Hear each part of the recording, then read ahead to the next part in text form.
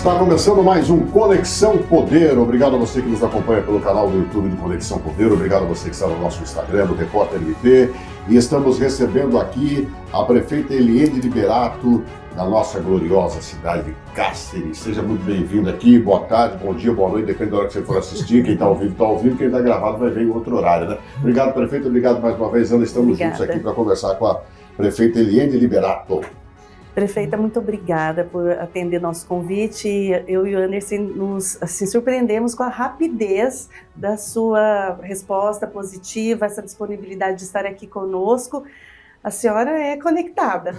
Sim, boa tarde, dizer que é uma honra, um prazer estar aqui com vocês e falando aí, né, com nossos telespectadores, aqui no Conexão Poder. Obrigada pelo convite, jamais iria recusar. Eu penso que a gente é responsável pelo município e tem que divulgar o município, seja coisas boas e seja os desafios. Ainda mais uma cidade charmosa como é Cáceres, né? Acolhedora, tem que mostrar para o mundo mesmo, para o universo. É uma cidade turística, né? Indutora do turismo, temos belezas naturais, belezas culturais e de uma gastronomia. Se vocês forem lá experimentarem o peixe, vocês nunca vão esquecer. Maravilhoso, eu já tive essa oportunidade.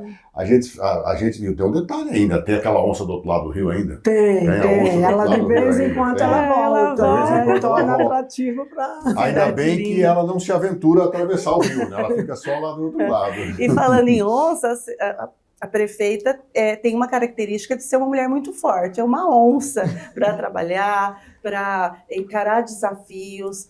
A senhora esteve secretária de assistência, esteve vice, prefeita, e enfrentou um desafio nessa campanha agora, quando foi reeleita, disputando um ex-prefeito em que a senhora foi vice. Como foi esse enfrentamento? Um dia parceiros, caminhando juntos, em outro momento, em lados opostos. Você colocou muito bem. Primeiro, sou mulher, né? Eu sou mato-grossense e cacerense de coração. Estou há 38 anos em Cáceres, né? Escolhi um lugar para viver e morar, constituí família, me formei na UNEMAT e sempre me dediquei aos trabalhos na área da educação e na área social. E isso me projetou, né, para que, de alguma forma, eu entrasse no processo de disputa eleitoral. Fui secretária, como você falou, de assistência social, fizemos um trabalho que foi referência em Mato Grosso, trabalhando com a questão dos direitos, da proteção da criança e do adolescente, e com isso teve a oportunidade de eu ser vice com o ex-prefeito, fui vice no primeiro mandato, no segundo me convidou novamente, e quando você entra na política e entra com compromisso, você acaba se envolvendo e se sentindo responsável de avançar com os projetos, consolidar os projetos, e foi o que aconteceu. A gente foi para a segunda gestão, né, e o compromisso era de que ele iria me apoiar como prefeita para a próxima. E isso a gente foi articulando, fazendo um grupo. No final, ele decidiu apoiar um secretário lá, que ele era diretor da autarquia, e eu, como estava com minha base pronta, tudo preparado, eu não tinha mais como recuar. Né? Aí, eu estava no PSDB, eu era do PSDB, junto com ele, aí migrei para o PSB, na época, Max Russo, né, presidente, me acolheu, e aí nós começamos um projeto e fui para a disputa com cinco, batia noite e dia, né, que eu não dava conta, que eu era fraca, que eu era mãezona, e eu falava, eu sou mãe realmente, mas aquela mãe que na hora que tem que ser firme é firme, na hora que tem que ser carinhosa é carinhosa. Já tem a escola da maternidade, né? Exatamente. E aí tentaram me desqualificar a todo custo, mas a população entendeu, percebeu, né? A gente saiu para a rua. E eu já tinha uma referência na educação, que eu fazia um trabalho, passei por várias escolas da rede pública e também na assistência social. E saí para a rua conquistando aí mentes e corações, levando a nossa proposta. E aí a população me deu a oportunidade de eu chegar à cadeira de prefeita. Bom, a primeira em Cáceres eleita. Eleita, né? Por uma pessoa apoiada por ele, né? E aí depois ele vem para a disputa. Exatamente. Para enfrentar... Não, mas eu não fui apoiada pelo Não, ele apoiou outro candidato que concorreu com a senhora, né? Ele concorreu um opositor. Depois ele veio pessoalmente para a disputa. Exatamente, ele veio para a disputa. Cáceres, historicamente, é uma cidade bicentenária, 247 anos, e assim, a política lá sempre vocês devem ter acompanhado. Coronelista. Exatamente, muitos conflitos. Aí vem uma mulher, né, professora, funcionária pública, vem mexe. Vou botar ordem na casa. Com todo esse histórico, aí muita coragem, né? Eu fui eleita, não foi fácil. Primeiro ano de pandemia, um ano de desafio, enfrentei muito desgaste, mas consegui fazer muito, tive muito apoio também, eu busquei apoio, busquei união. Depois que terminou ali as eleições, acabou ali, eu corri atrás, vim aqui no governo do estado, que me apoiou, me ajudou, fui no governo federal e a gente foi colocando em ordem a casa. E isso me credenciou para que eu fosse para a disputa novamente da reeleição. Não tinha como fugir, né? Já tinha um grupo também montado e os projetos que a gente quer terminar, você começa, você quer terminar, você quer dar. E aí essa não foi fácil, foi muito difícil, porque aí eu enfrentei o poder mesmo, né? O poder econômico, enfrentei, foram 2 candidatos com estrutura, mega estrutura. De um lado estava o PP, que tinha um candidato que era um médico, o doutor Sérgio, que é cacerense, filho de Cáceres, inclusive foi meu secretário também de saúde quando eu estava prefeita. Nomes fortes. Nomes fortes, que juntou com o apoio do pessoal lá do PSD, que era do pessoal dos Lacerda, do Irajá, essa turma toda. Sim. E do outro lado, o Francis, que foi o ex-prefeito, com outro PL, grupo, né? PL. E eu, aqui, com o nosso grupo, juntamos com a União Brasil, fizemos um arco de aliança com o Republicano União Brasil, o nosso, que era o PSB, e aí, graças a Deus, vencemos aí com uma diferença de quase 10 mil votos. A senhora disse, né, da questão do Max, da importância do Max, de ter acolhido a senhora no partido. E aí se fala dessa possibilidade de migrar para o Podemos, a senhora iria junto também? Faria essa migração de partido? A gente demora a entender, né, como que funciona a política. A política é grupo, né? Lógico que você tem suas bandeiras ideológicas, você tem que se pautar naquilo que você acredita, mas o partido político hoje, ele é feito de grupo, e quando eu sou muito leal, quem me ajudou, quem esteve comigo, eu vou estar de mão dada, junto, se for necessário, vou migrar com o mesmo sentimento que eu estou hoje no PSB. Se chamar a senhora para ser candidata a deputada, a senhora... Não, aí eu falo que eu fui eleita para mais 4 anos de gestão, eu quero terminar os projetos, né? Falo isso, todo mundo me pergunta, e aí, prefeita, vai para ser candidata a deputada? Eu sempre reafirmo o meu compromisso, a população, mais uma vez, acreditou, eu não posso jamais, eu não vou dizer dessa água não beberei, mas nesse momento agora, o meu projeto é terminar os 4 anos. E por falar nisso, você tem vindo muito a Cuiabá para buscar recurso, tem sido fácil arrumar dinheiro para injetar lá em Cáceres e fazer a cidade andar? Olha, fácil não é, né? A gente conseguir recurso fácil não é fácil, porque a gente sabe que o Estado ele é uma extensão territorial, o município de Cáceres também.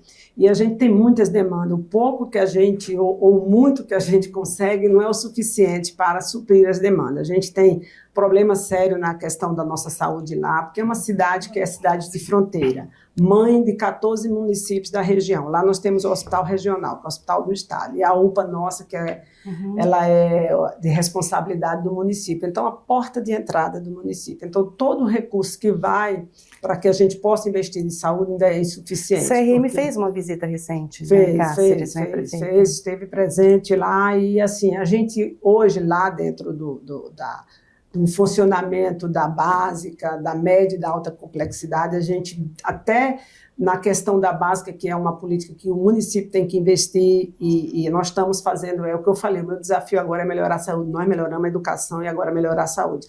Porque quando você investe na básica, você deixa daquele paciente ir para a média e para a alta complexidade. Você trabalha a prevenção. Sim. Mas, infelizmente, culturalmente, ainda a população nossa tem tudo deles é UPA. Eu acho que isso faz parte de muitos municípios, principalmente municípios como o de Cáceres, mas nós estamos mudando isso.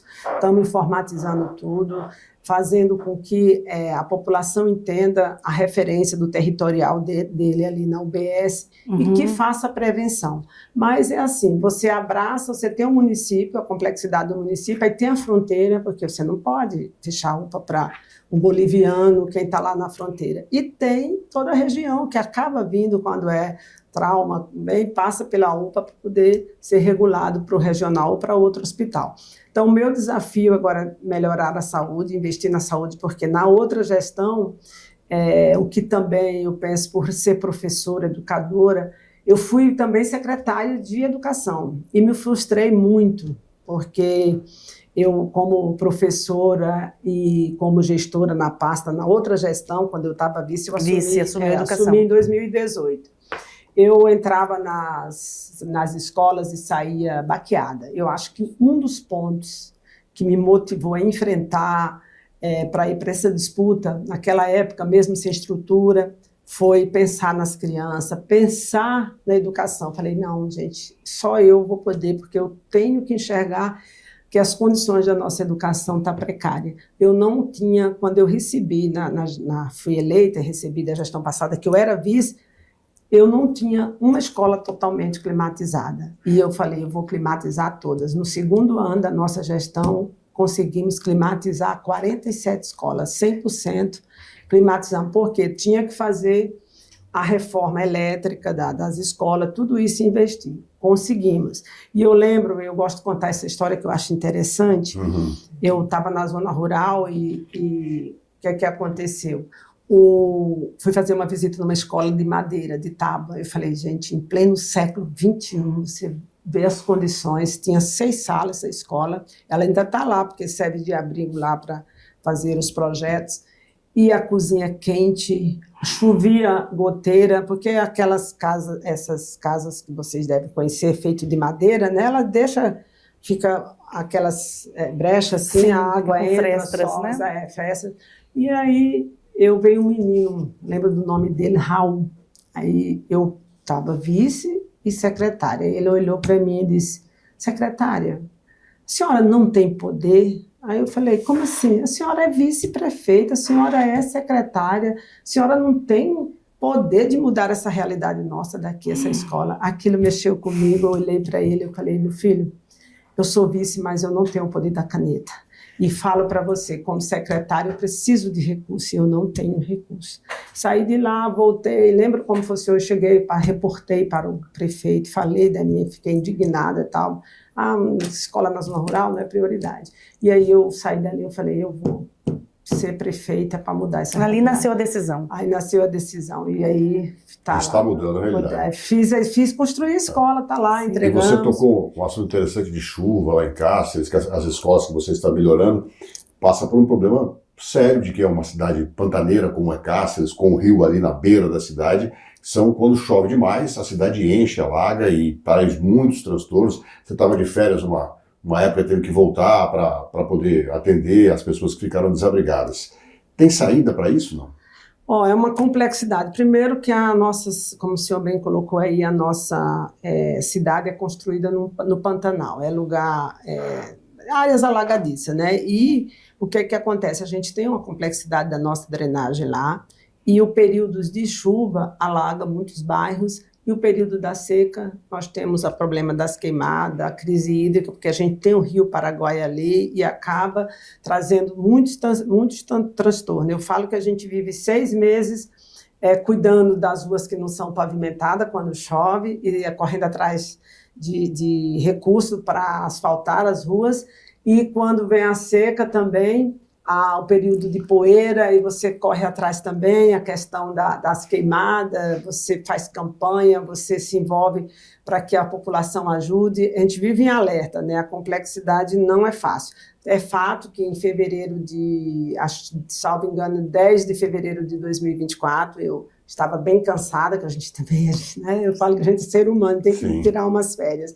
E o vice assumiu, né, o comando do município, eu tirei umas férias, tirei 8 dias.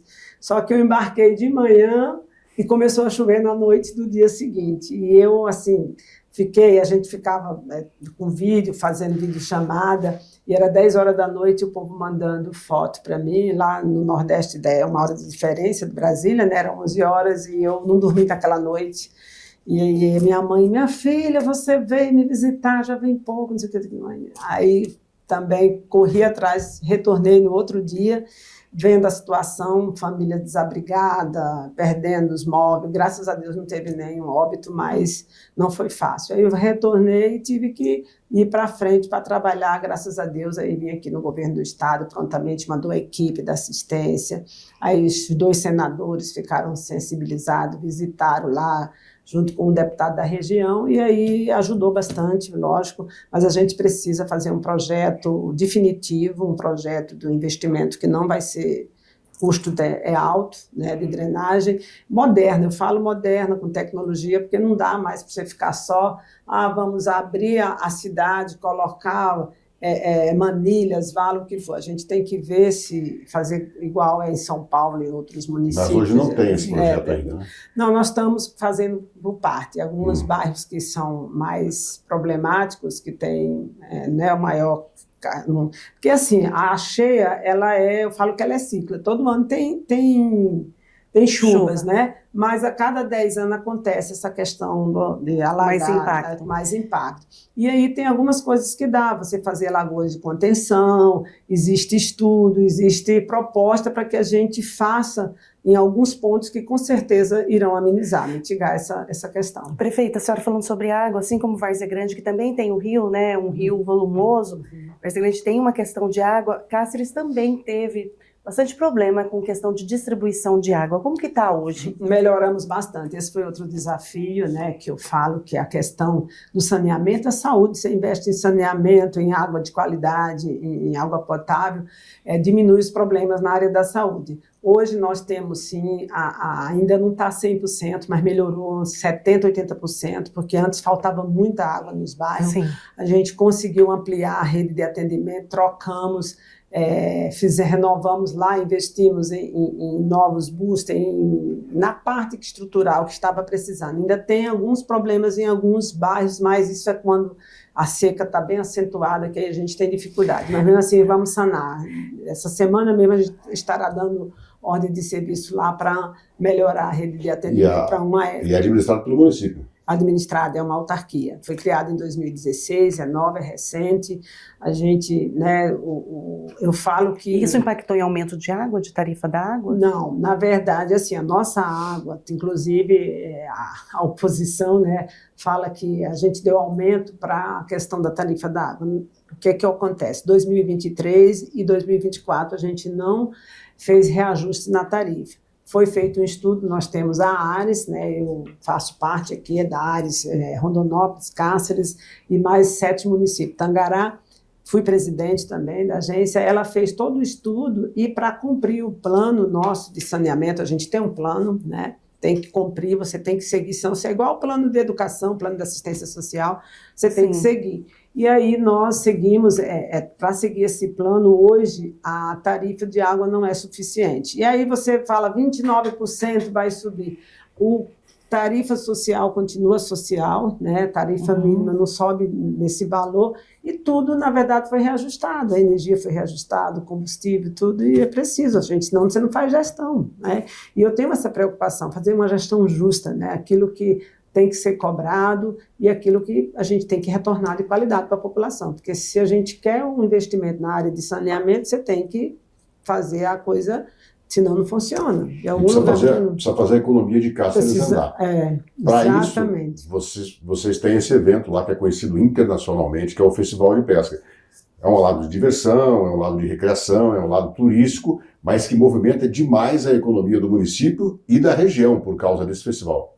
O festival é histórico, é uma referência, eu sempre tenho cuidado de falar quem criou, quem iniciou, né, o festival, teve essa ideia, foi muito feliz e a gente não pode, é uma tradição, virou uma tradição, porque você investe e tem retorno, é um atrativo turístico, né, porque a pesca, todo mundo, quem gosta vai, né? E tem um rio, a beleza do rio, e é um momento ali onde o comércio local, onde toda a rede, eu falo toda a nossa rede de economia, acaba ganhando, né? Desde a farmácia, ao hotel, ao restaurante, todo mundo ganha. Muito incremento. Exatamente. E aí aproveita esse momento também para divulgar as nossas belezas, os produtos nossos da agricultura familiar, o que nós temos de bom, de bonito lá em Cáceres, e a gente investe na premiação, investe naquela questão da atração também, que acaba tendo que ter o atrativo como shows culturais, nacional, regional,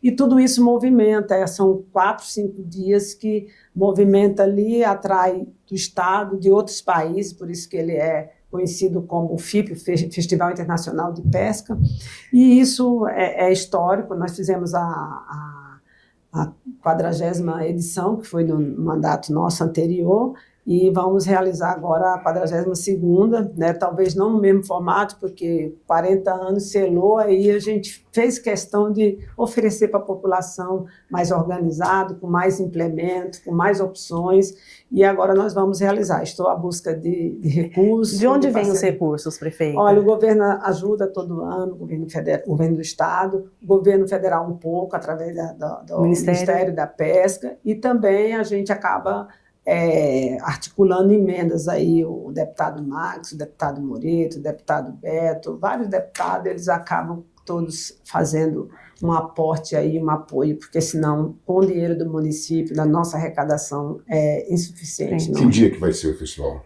Está previsto, marcado e lançado para de 2 a 6 de julho. Então, os apaixonados aí por pesca, show cultural, por Cáceres, já anota na agenda que 2 a 6 de julho tem o Festival Internacional de falo Pesca. que não vai só fisgar peixe, vai fisgar fortes emoções, porque tem muita coisa boa para viver lá.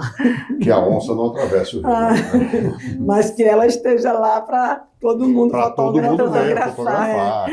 Fazer o turismo contemplativo, né? Prefeita, a senhora dizendo aí da relação com o governo do estado, recentemente o estado anunciou aí um presente que a senhora colocou assim, a requalificação urbana da Orla de Cáceres.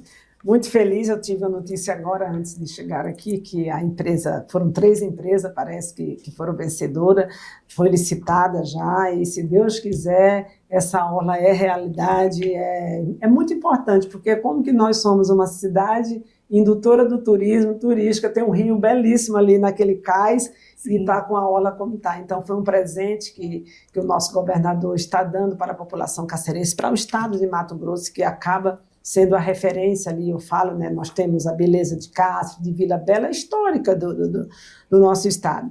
E aí ele contemplou com essa orla aqui e Barão também, acho que Barão também vai... Para quando?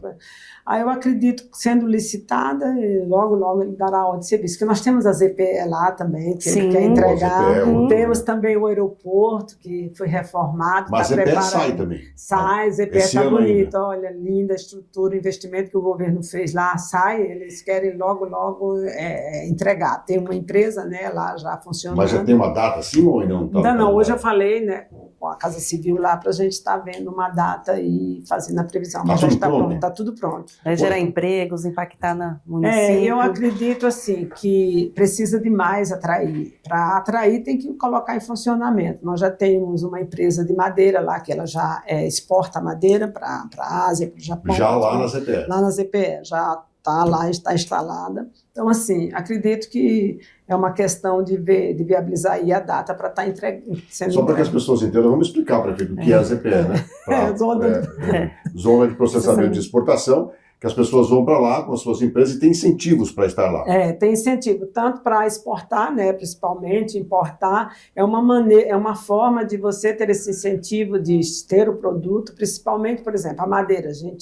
A madeira sai de Cáceres e ela sai dali com custo, né, zero, você tem os incentivos, e também a mesma coisa, qualquer outro produto que você queira exportar dentro da zona ali, porque tem que ter delimitado ali a zona, e aí você incentiva através da receita para que os investidores instalem empresas lá. Elas podem ser tem uma empresa interessada que é uma de proteína, por exemplo, porque lá nós somos o maior rebanho, né? O maior rebanho do estado é Cáceres, de produção bovina. E aí você tem o frigorífico, não tem lá, mas tem próximo lá.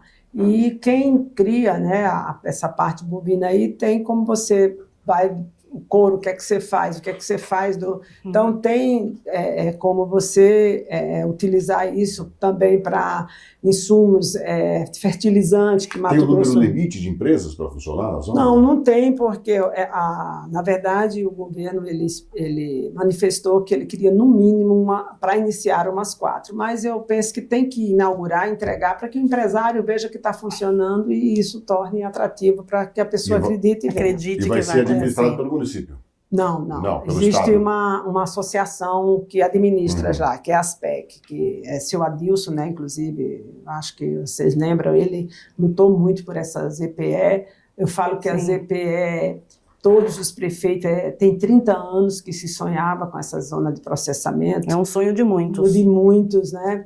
E a gente tem que respeitar, eu falo, foi, não digo sorte, mas Deus quis que quem estivesse no comando, né, nesse momento fosse eu, mas eu respeito a história que vem há 30 anos, que começou lá, desde Antônio Fontes era prefeito, era Dante, acho que quem era do governo na época era Sarney, que começou aquele incentivo dele, né? Surgia a ZPE no Brasil. Foram várias ZPS instaladas no países e agora tornou realidade. E só tornou porque o governo peitou e falou, vamos fazer um investimento lá, está lá a estrutura pronta, agora os empresários têm que pensar. E com o aeroporto foi muito inteligente, porque tem que ter a logística, né?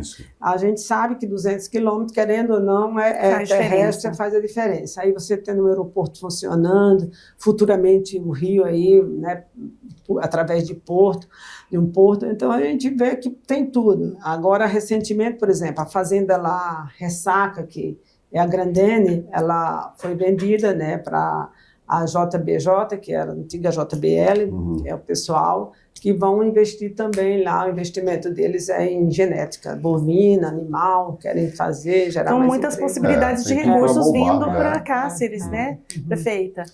Possibilidades de recursos, de investimentos que vão repercutir na economia e vai repercutir na vida do cidadão. Eu acredito que, eu falo que o momento agora é de Cáceres, né?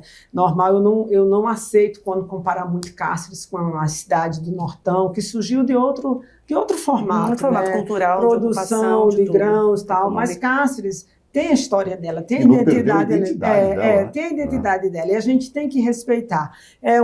A gente tem os 3 biomas lá, Cerrado, Amazônica e Pantanal, e a pecuária e a agricultura, a pecuária predomina. E se você olhar também, historicamente, nós temos as belezas, as riquezas, temos produtos e cidade também que a gente tem que valorizar a questão da educação lá. Nós somos, eu falo, o polo em educação. Temos uma universidade estadual que tem o curso de medicina, temos direito, tem a Estácio, que está lá hoje também com curso de medicina, de odontologia. Quer dizer, a cidade não é mais aquela cidade, é uma cidade que está referência em educação, tem esse movimento. Hoje, só para ter uma ideia, do ano passado, final da gestão, que eu falo nova gestão, né, termina, tem que começar uma nova gestão. O que já teve de investimento na questão assim de imobiliária, de comprar, de adquirir áreas para a construção, tem sido, e eu acredito que ninguém vai fazer um investimento se não tem uma perspectiva. Né, prospector aí que vem, que vai crescer a cidade. E esse crescimento traz preocupações em outros investimentos, saúde, educação, segurança. Como é que está isso lá?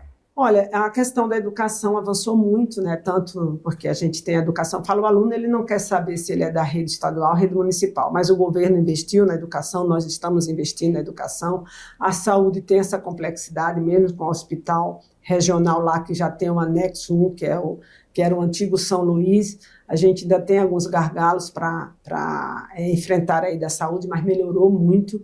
E a questão social, que é uma questão que a gente precisa se preocupar, por ser fronteira. Até porque a senhora foi secretária de assistência, a responsabilidade e a cobrança também é maior. A gente tem várias políticas implementadas, mas assim, por ser fronteira, por ser uma cidade que ainda tem uma vulnerabilidade social altíssima, a gente tem aí 15 mil no CAD único de famílias e mais de quase... Aumentou, né, secretária? Prefeita, vem aumentando. Vem aumentando. Então, sim, isso mostra que tem uma vulnerabilidade social que precisa ser cuidada. A gente tem crianças na drogadição, em situação de conflito com a lei, que é muito comum, porque os pais têm que trabalhar, ou mesmo assim a situação de estar suscetível ali ao mundo do tráfico, a todas essas situações. Tem então, a transitoriedade das pessoas em situação de rua ali em Cáceres? Tem, a gente tem lá várias situações, a gente até já enfrentamos, né, algumas situações na outra gestão e nessa nós estamos enfrentando,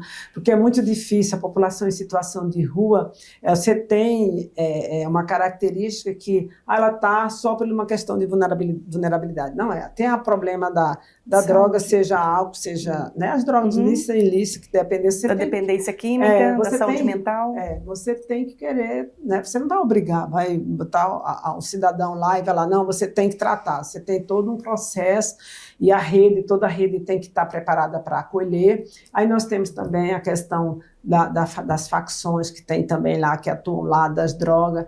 Hoje o número, assim, diminuiu bastante, porque ainda tem. Quando eu era secretária, a incidência, o número hoje, se for comparar em números, ainda tem. Mas a gente tem a Casa de Acolhimento da População em Situação de Rua, temos a Casa de Acolhimento da Mulher, das Crianças. Hoje, a gente, nos últimos levantamentos, eu tive com a promotora, com a juíza, a gente estava com um número aí de mais de 30 crianças em situação de acolhimento, naquele processo de estar na casa de acolhimento para voltar para a família ou para adoção. Para adoção. Então, tem esses problemas para a gente enfrentar. E, com certeza, é o que vocês falaram aqui.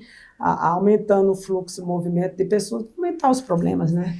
Quanto mais gente vai para lá, mais estruturas tem que ter, né?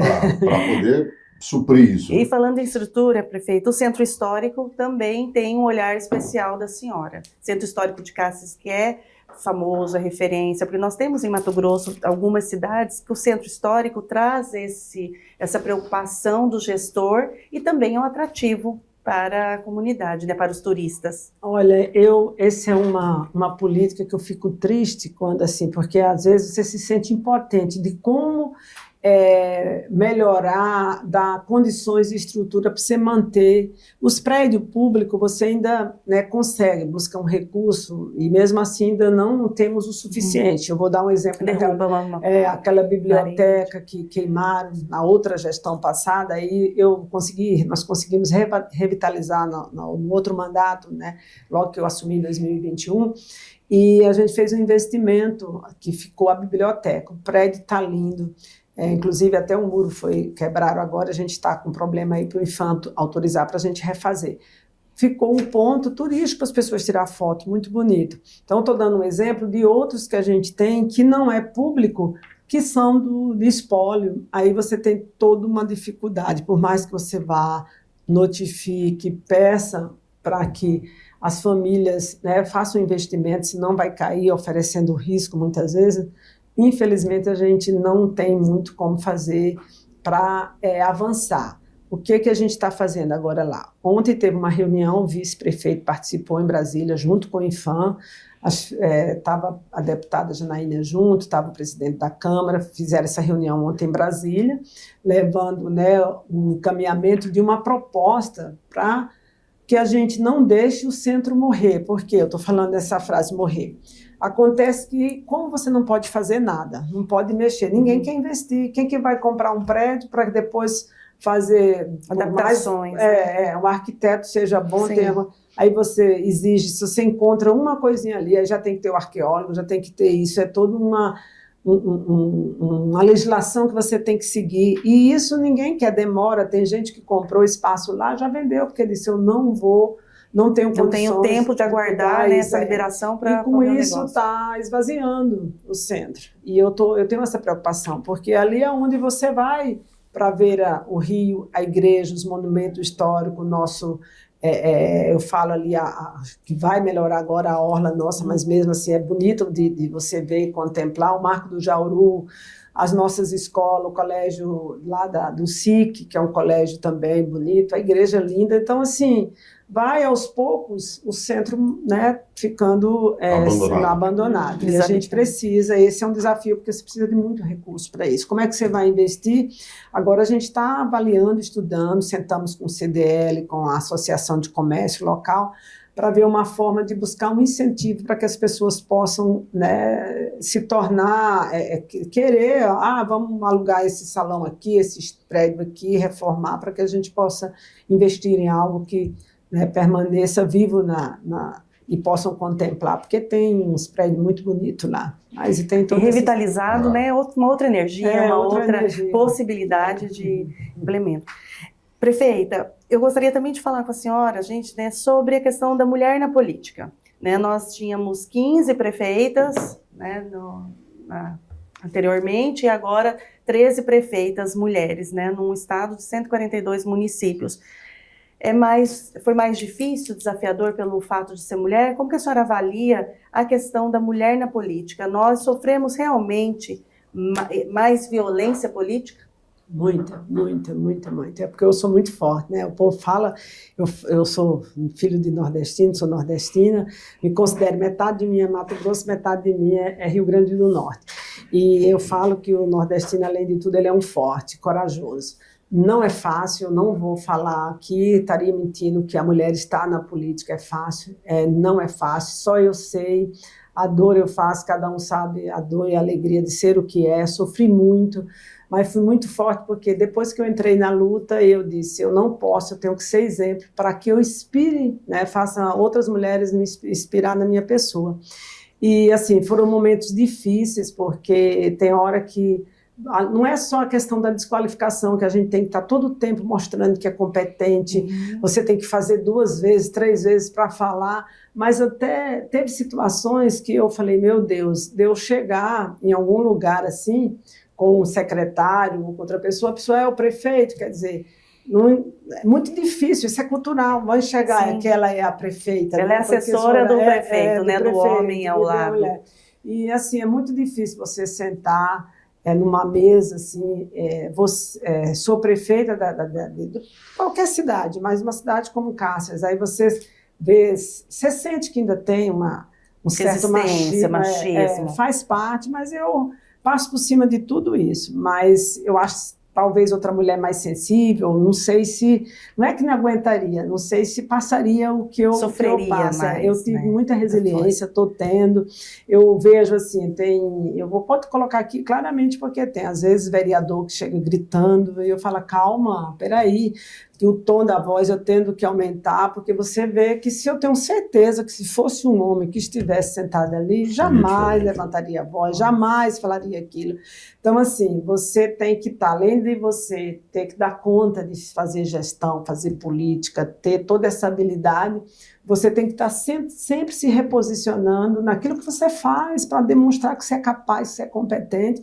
Eu fui taxada há muito tempo, ela é fraca, ela é mãezona, ela não vai ser, porque acha que firme é só bater aqui e dizer eu sou firme e acabou, né? E demonstrei aí, né, eu acho que serve para as mulheres que querem estar onde elas quiserem, qualquer espaço. Ontem tomava posse a doutora Cibele Simões como presidente da OAB lá de Cáceres, e ela foi reeleita, né? E ela falava disso, que gente como mulher, é histórico, você romper tudo isso, não é fácil. E aí, quando você chega, você tem que, eu falo muito, gente, eu preciso que mulheres mais tenham interesse de entrar na política, mas quando elas vê você passar o que você passa, olha para você e diz, eu não passaria metade do que você está passando, você está fazendo pela cidade, está lutando e ainda tem que passar por tudo isso. E aí eu preciso falar também que a família, ela é muito importante. Por exemplo, meu companheiro, meu esposo, ele tem sido assim a minha estrutura, porque aguenta tudo, vê o meu sofrimento, mas está ali me dando apoio.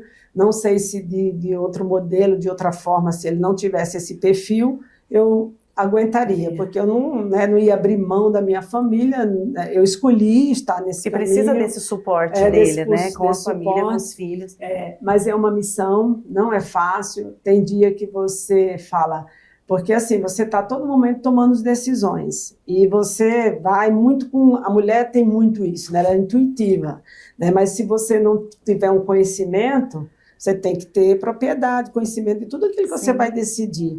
E aí, às vezes chega, você está com o secretário ou alguém, aí fala assim, olha, você vai errar se você fizer isso. E você tendo aquela certeza que você não vai errar, que você está certo, até para você impor muitas vezes, se posicionar, você tem que ter toda uma habilidade, aí lá na você está certa, não sei o quê. Então, e muitas mulheres que passaram pela política, elas alertam, né, reclamam que tiveram muitos ataques pessoais, né? Muitas mulheres vivem ataques pessoais, muitas vezes levando a vida pessoal, afetiva, em cena, em situação em que é totalmente desnecessária essa abordagem. A senhora também teve sua vida pessoal assim, sendo muito atacada. Meu filho estuda fora, né, e mandava uns vídeos, ele abalava, porque filho e a mãe, né, mandavam.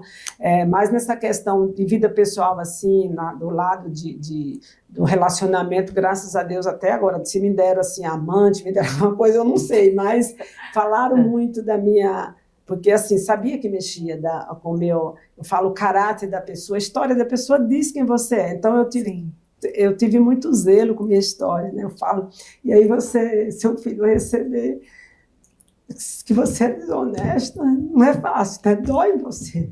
E aí, muitos momentos desses a gente passa, eu respirava, superava, dizia, meu Deus do céu, não merecia. E meu filho dizia, mãe, eu sei que a senhora é honesta.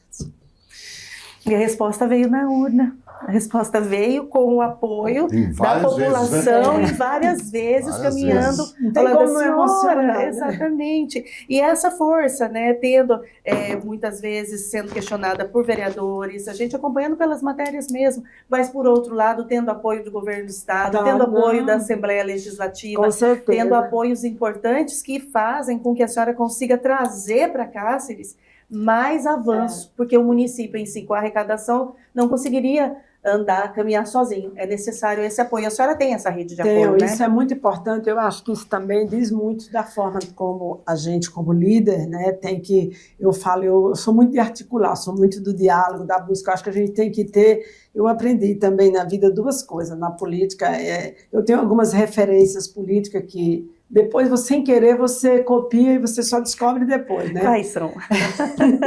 Por exemplo, Dante de Oliveira, ele é um grande estadista e ele ia muito em casa. Meu primeiro chefe. Meu primeiro chefe. Então, aprendeu muito com ele, né? Sim. E ele dizia que o político, né, ele tem que ter duas coisas. Ele tem que ter a arte do diálogo, né? E você não tem inimigo, você tem adversário. Então, você tem que tentar dialogar com todos e buscar. E foi assim que eu fiz. Eu, terminando as eleições, eu não interessa se não estava no meu palanque, se não tinha... Eu vou em busca de ajuda. E tive esse apoio do Max, que, né, eu falo que ele é um irmão para mim, um grande amigo. O governador, que esteve em Cáceres por 2 vezes, me apoiou, fez vídeo, esteve junto. O próprio Moreto de lá, doutor Leonardo também, que é o deputado... foi deputado estadual, deputado federal, me ajudou. Teve também os ex-prefeitos que me ajudaram, Túlio Fontes, Aloysio de Barro, quer dizer, teve toda uma estrutura de políticos também que me ajudaram e eu fui aprendendo, a gente aprende, tive humildade. Eu falo aí o outro ponto também, que era minha referência, era Antônio Fontes, que ele dizia que o político ele tem que também ter humildade, a humildade conta muito e isso eu tenho. E sensibilidade. Né? Sensibilidade porque também. o homem jamais choraria. Eu nunca vi um homem chorando. E essa sensibilidade que hoje falta, na minha opinião, na política brasileira. Mas chorar faz parte. Os líderes, os grandes líderes, né? Eu defendo isso. Eu já entrevistei vários políticos que choraram. Chora não. Choram, porque tem um espaço que é muito precioso, que é esse espaço, né, dos seus valores. Então né, ela está melhor que eu, prefeito. Você é a primeiro político que eu entrevisto que chora. Sensibilidade fantástica. Eu já chorei muitas vezes com o entrevistado, Anderson. Se eu citar aqui... Mas é que quando você mexe com sangue, com filho, quando você tem, né, mexe mesmo. Isso mexe, eu tive esses momentos. É o mais precioso. Mas não perca essa sensibilidade. A gente precisa dessa sensibilidade. Precisa tratar as coisas com mais sensibilidade. Sensibilidade, seriedade, compromisso. E eu tenho me pautado muito nessa questão. Se você fez um compromisso, nem que no final não seja possível você concluir, mas demonstre, se esforce e faça com que você consiga cumprir aquele compromisso, principalmente com a população. Pelo menos tente, né? Sim, exatamente. Prefeita Eliane Liberato, alguma coisa que a gente não falou aqui que você queria acrescentar? Não, eu teria muitas coisas, né, para falar, mas o que eu posso falar é vender um pouco da minha cidade. Cáceres Eu acho que é o momento de Cáceres, é esse que nós estamos vivendo. Quem não conhece, fazer o convite para visitar a nossa Princesinha do Paraguai, tem muitas coisas, né, para oferecer, desde a nossa, eu falo, a nossa gastronomia é maravilhosa, o peixe que você come em Cáceres, além das pessoas acolhedoras, das belezas naturais e culturais que nós temos também agora, esse momento que com a ZPE, com o aeroporto, com tudo que a gente está em busca para investir e melhorar a nossa economia, é a hora de quem tiver assim, gosta de natureza, gosta de um lugar mais tranquilo, escolher Cáceres para investir, para viver, para morar. Isso que eu gostaria. Quem não conhece, conhecer, e quem já conhece, voltar, né? Para matar saudades. Né? E quem sabe a gente não monta um estúdio do Conexão no Festival de Pesca lá. Tá aí, para bater papo ao vivo seria muito bom. Leva a gente para lá, prefeita. A gente monta o estúdio do Conexão lá e faz vários programas ao vivo de Cáceres. São quantos dias de... 4 dias de festival. Então, olha, tem muita gente para ouvir, mostrar Cáceres. O convite está feito, né? Acolho e recebo vocês com o maior carinho, seria bom. Vamos divulgar a cidade, vocês podem ter certeza, ela já está no mapa turístico do estado e vamos cada vez mais divulgar para que, né, vocês conheçam. Às vezes conhecem só ali o centro, nós temos as fazendas históricas, temos a Água Milagrosa lá, que é um atrativo que vem, né, gente do mundo todo para conhecer. E se Deus quiser melhorar nossas estruturas, que é isso, investimento no saneamento, na pavimentação, na drenagem, melhorar cada vez mais, é isso aí. Prefeito, um presente do Conexão Poder, repórter LT, você levar lá para Cáceres e se lembrar sempre da gente aqui. Vai ficar na minha mesa, no gabinete. Opa. Quando vocês forem tomar café lá, ó, aí vocês cobrem, falar, cadê? Olha aí, gente, ganhando. Prefeita, obrigado pela presença aqui, uma ótima volta para Cáceres aí, estamos à disposição aqui, o Conexão Poder estará sempre à sua disposição. Eu que agradeço a você, Anderson, né, o Navarro e a nossa querida Ana Cristina, foi um prazer, me sentir em casa, bem acolhida, parabéns aí, que Deus abençoe vocês. Muito obrigada, prefeita, e vou lá visitar a senhora. Muito obrigada. Obrigado a você que esteve com a gente aqui acompanhando o Conexão Poder nas nossas plataformas do Instagram e também do YouTube. E até o nosso próximo Conexão Poder. Beijo, tchau.